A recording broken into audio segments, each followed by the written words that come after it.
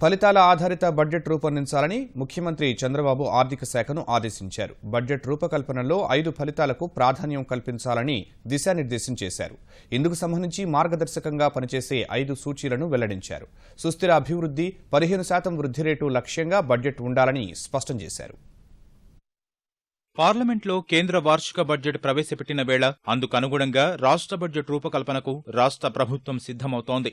ఇప్పటికే ఆర్థిక మంత్రి యనమల రామకృష్ణుడు శాఖల వారీగా ముందస్తు కసరత్తు చేస్తున్నారు. వరుసగా సమీక్షలు నిర్వహించి అన్ని విభాగాల ప్రతిపాదనలు స్వీకరించారు. ఈ నేపథ్యంలో సచివాలయంలో ముఖ్యమంత్రి చంద్రబాబు ఆర్థిక శాఖపై ఉన్నతస్థాయి సమీక్ష చేపట్టారు.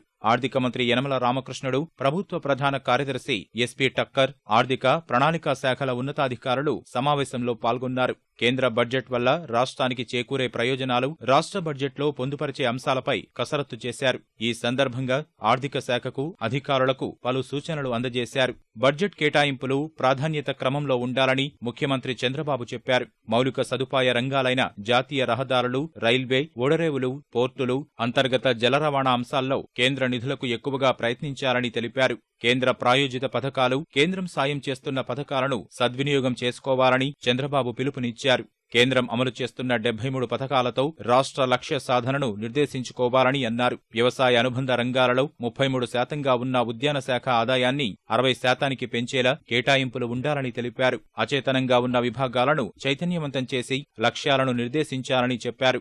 మానవాభివృద్ధి సూచికకు కేరళను ప్రపంచ స్థాయిలో నార్వే దేశాన్ని గీటురాయిగా తీసుకోవాలని తెలిపారు.